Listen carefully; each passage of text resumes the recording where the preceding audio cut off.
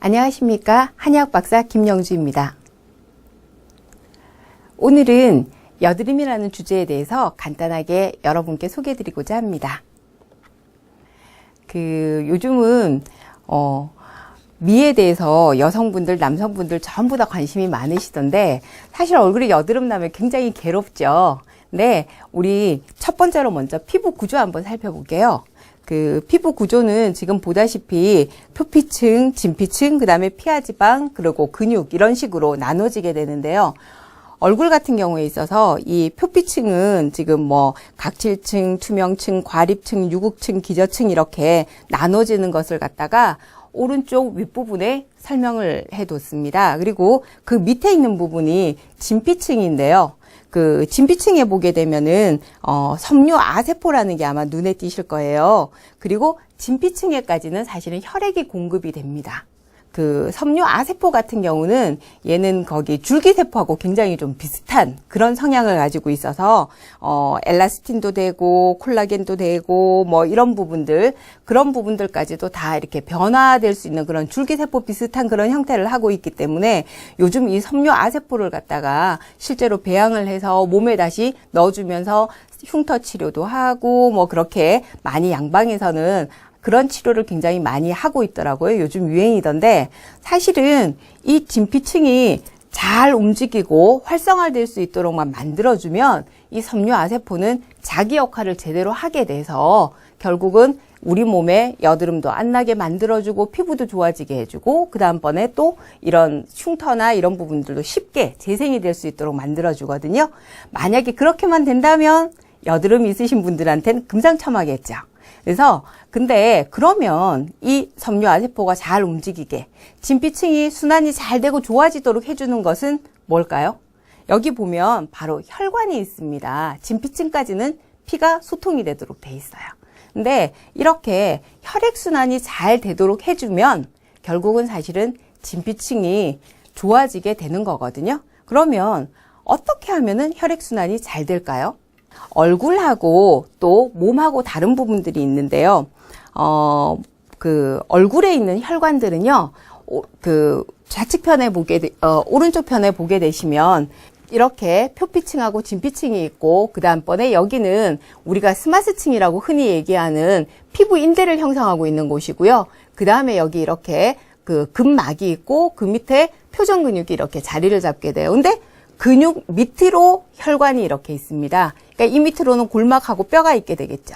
그래서 우리 몸에서 사실은 얼굴에 있어서 혈액순환이 잘 되게 하기 위해서는 사실은 우리 골 있죠, 뼈.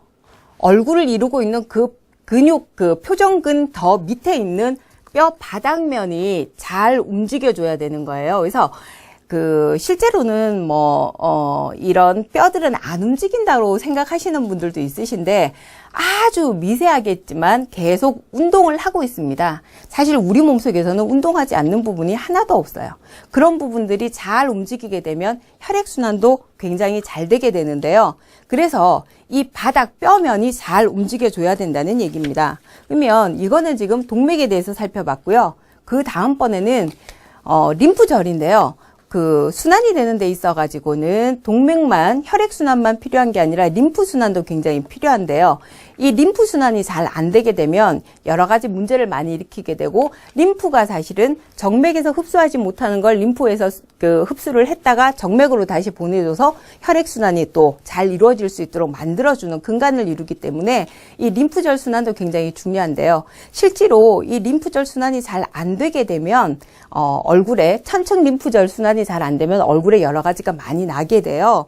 두경부 림프절은 천층 림프절과 심층 림프절로 나눠볼 수 있어요. 그래서 천층 림프절 같은 경우는 바깥의 표층 부분에 있어서 그 부분이 순환이 잘 안 되게 되면 얼굴이 붓는다거나 여드름 같은 것이 굉장히 많이 나게 되죠. 그리고 심층 림프절이 순환이 잘 안 되고 부어 있거나 그렇게 순환이 안 되고 있으면은 사실은 아침에 일어나면 목이 칼칼하다던가 기관지 쪽으로 순환이 안 되는 거 많이 느끼시게 되는데요. 그러다 보면은 소아 아이들 같은 경우 있잖아요. 그런 경우에 편도선염이나 이런 게 생겼을 때 해열제를 먹어도 열이 잘 안 떨어지고 고열이 며칠씩 계속되는 케이스들이 있는데 그런 경우가 바로 심층 림프절이 부어있는 그런 경우입니다. 그래서 그럴 때는 그런 부분들을 잘 순환이 되도록 목 부분이나 이런 부분들을 잘 만져줘서 순환이 잘 되도록 해주면 아기들 해열이 잘 될 수 있거든요. 근데 저희들이 주목해야 될 거는 사실은 천책 림프절이죠. 천책 림프절이 순환이 안 되게 되면 여기에 그런 부분들이 많이 낙요되어 있어요. 그래서 이렇게 림프 순환까지도 잘 돼줘야 그렇게 그걸 할 수가 있는데, 그렇게 림프절 순환이 잘 되는 것은 결국은 아까 좀 전에 말씀드렸던 것처럼 혈액 순환이 잘 되려면 이렇게 뼈가 얼굴 뼈 바닥면이 사실은 잘 운동을 해줘야지만 된다는 것이고요. 근데 동의보감 내용을 살펴보면은요, 얼굴의 모든 병은 사실은 윗병이다라고 얘기를 해놨어요. 얼굴은 모든 양이 모이는 곳이다 이렇게 적어 놓고요. 얼굴병은 모두 위장병이라고 얘기를 해놨습니다. 지난번에 텔레비전에 보니까 어떤 그 의사 선생님께서 말씀하시기를 그런 얘기를 하시더라고요. 또 여드름 나는 거는 호르몬 질환이니까 위장하고는 하나도 상관이 없다. 음식을 마음대로 먹어라. 이렇게 얘기를 하시던데 실제로 여드름 많이 나시는 분들 그러시던가요? 제가 봤을 때는 음식을 그렇게 드시다 보면은 기름진 음식을 많이 먹는다던가 그런 분들을 보면 오늘 내가 기름진 음식 많이 먹고 잠자고 일어나면 그 다음날 여드름이 더 많이 나는 거 실제로 다들 느끼시는 거거든요. 근데 그러면 호르몬하고 상관이 있는 건데 왜 위장하고 음식 먹는 거하고 상관이 있을까 생각을 하겠지만 당연히 내 몸에서 이 음식이 소화가 돼서 그걸로 인해서 호르몬이 생성이 되고 하는 거기 때문에 먹는 음식하고 절대로 상관관계가 없을 수 없겠죠. 그래서 우리가 건강을 위하는 데 있어서는 제일 중요한 게 세 가지예요. 바로 먹는 것하고 그 다음에 스트레스 안 받는 거하고 운동하는 겁니다. 요 세 가지 섭생법을 잘 지켜주시면 건강을 유지하실 수가 있고요. 여드름도 그런 것하고 상관없다고 말씀 못하겠죠. 그 다음에 이 얼굴의 위장병 중에서도 얼굴에 여드름 나는 거는 동의보감에는 뭐라고 돼 있냐면은 그 면열. 얼굴 그 여드름이 심하신 분들 보면 아침에 눈 뜨면은 막 얼굴이 막 이 열이 나고 벌겋게 돼 있으신 분들, 아니면은 저녁 되면 유달리 뭐 뾰루지나 이런 게 많이 나는데 저녁 때도 보면 이렇게 열이 나신다는 분들이 많으신데요. 이 얼굴에 열이 나는 것은 모두 족양명병이다. 그런데 이 족양명이라는 것은 사실은 족양명 위장병을 얘기를 하는 것입니다. 위장이고 그다음에 얼굴이 취한 것처럼 붉은 것은 얼굴에 열이 올라서 그런 것이다. 면열은 열이 쌓여서 된 것이며 면열은 윗병이다.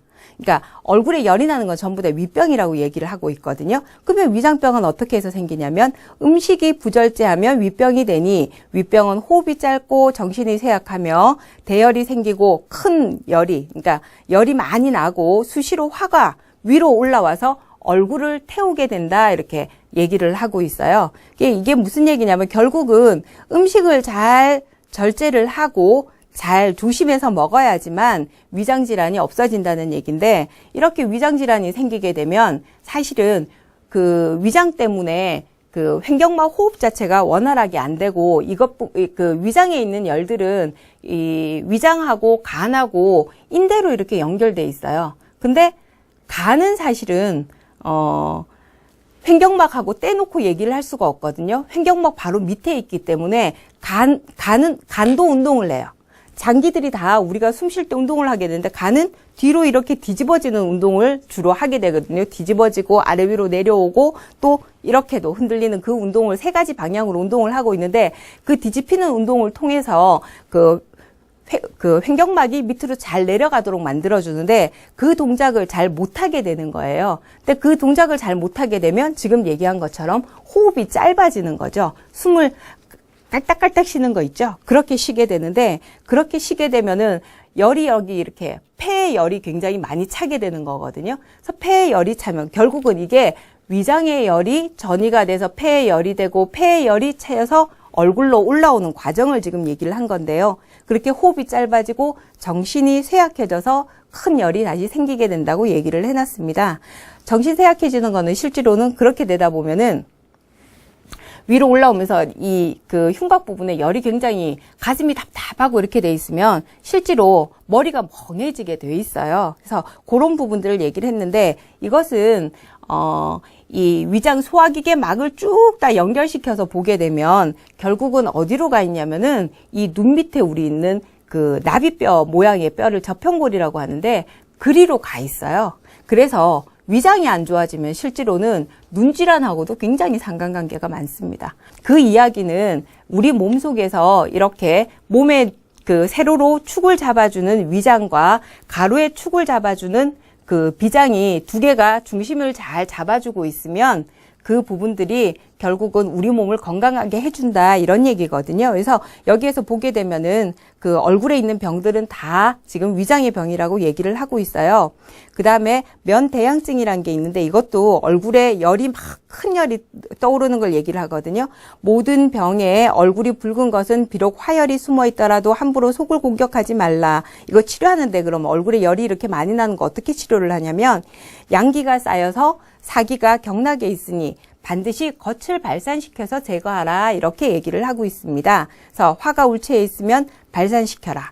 창량도 마찬가지. 창량이라는 게 바로 이렇게 이 여드름처럼 이렇게 곱는 거 있잖아요. 그런 질환들을 얘기를 하는 거거든요. 그래서 얼굴이 붉은 자는 양기가 겉에 울체되어 그런 것이니 땀을 내면 낫는다 그랬는데 이런 거는 작게 땀을 내서 먼저 치료를 해보고 그런 다음에 속에 있는 열을 공격해서 그러니까 그래도 안 나으면 그때 가서 이제 속에 열이 채인 거니까 그렇게 치료를 하라 그랬는데 실제로 예전에 제가 환자분 한 분을 봤었었는데 얼굴이 항상 붉고 뭐가 많이 났었어요. 그분도. 그랬는데 감기가 걸려서 오셔가지고 감기약을 지어가시고는 그 약 드시고는 얼굴이 붉은 기운이 굉장히 많이 없어졌다고. 그다음부터 그 붉은 기운 없애는 맨날 감기약을 달라고 그러시더라고요. 그래서 그런 경우 같은 경우는 실제로 지금처럼 땀을 이렇게 감기약이 뭐 해주는 약이에요? 우리 몸에 땀을 발산시켜서 열을 제거해주고 이 피로 물질들을 회복시켜주기는 그런 역할을 하기 때문에 한약에 있어서 감기약은 그런 역할들을 하게 되거든요. 그래서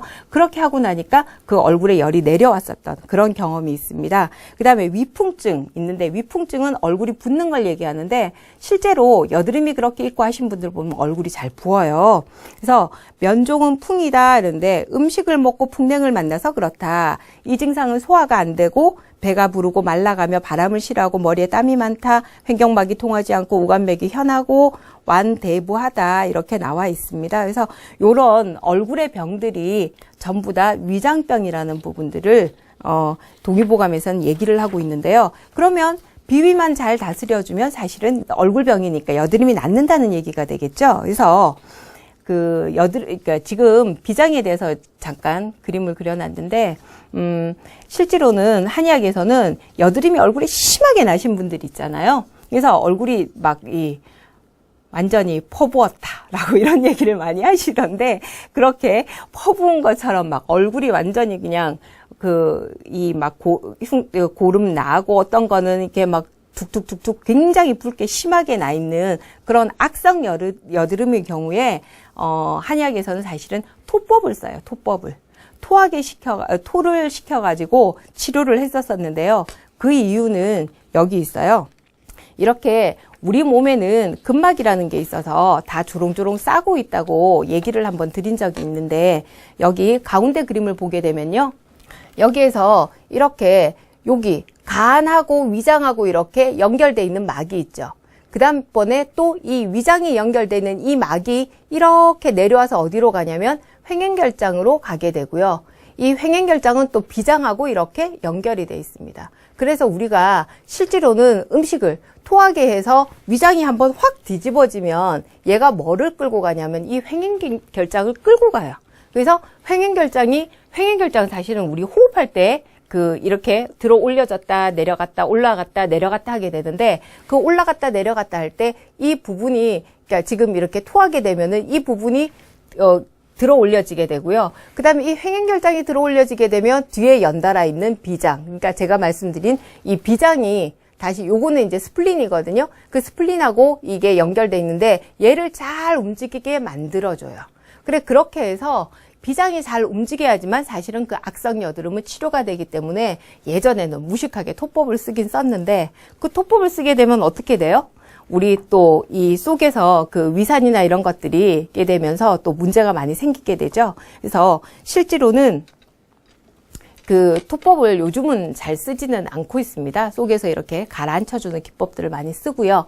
지금 여기 보게 되면은 그 12지장하고 12지장에서 연결돼서 이렇게 그게 내려오게 되는데, 이렇게 담즙이 분비돼서 밑으로 내려오게 되고, 그 다음번에 췌장액도 이렇게 따라서 내려와서 12지장으로 가게 되거든요.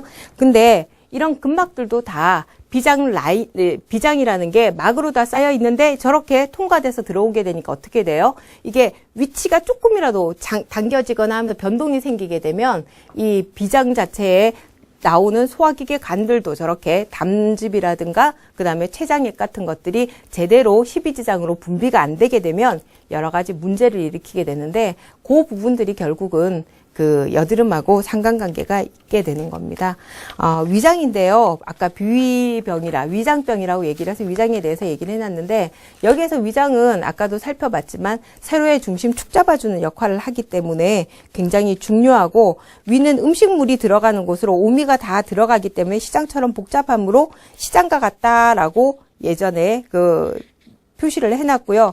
위장은 큰 창고라고도 하고, 민간에서는 밥통이라고 하는데, 음식물은 섬알 닷대를 받아들인다 이렇게 돼 있고 이렇게 쭉 얘기가 나와 있는데, 우리 보통 위장 크기가 여성분들은 한 1.2리터, 남성분들은 한 1.5리터까지도 되는데요. 근데 평균 5배까지 늘어납니다. 그래서 굉장히 많이 드시는 분들 있으시죠. 근데 그렇게 과식하시게 되면은 위장병이 무조건 생기는 거예요.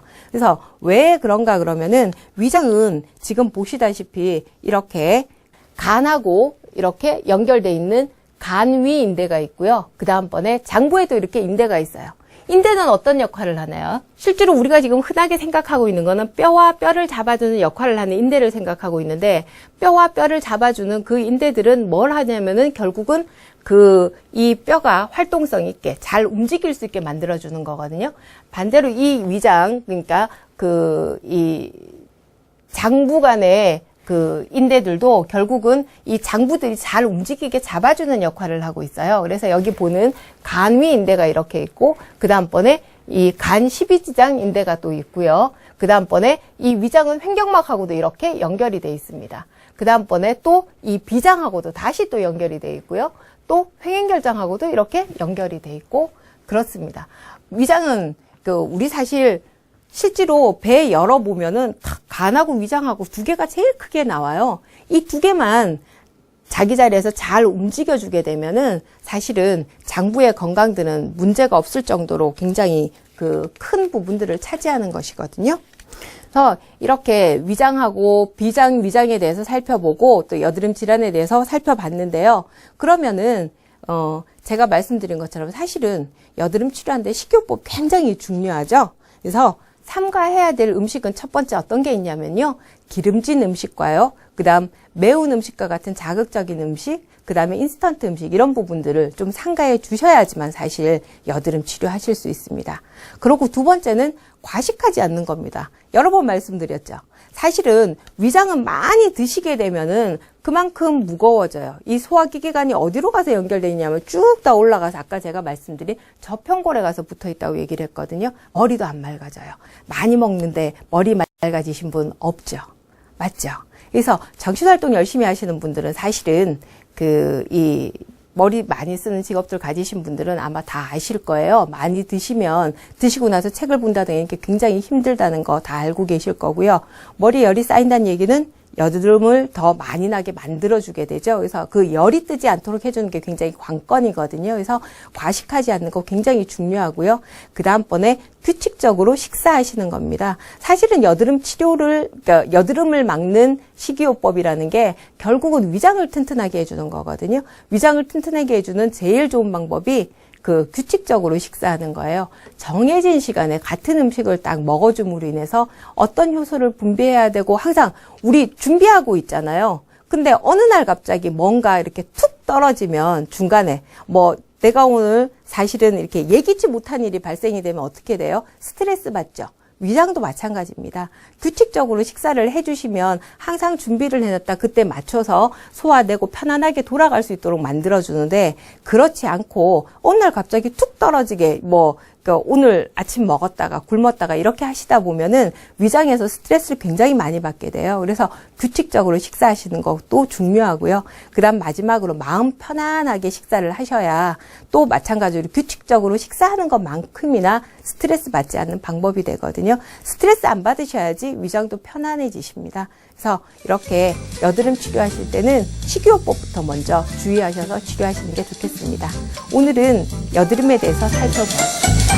감사합니다.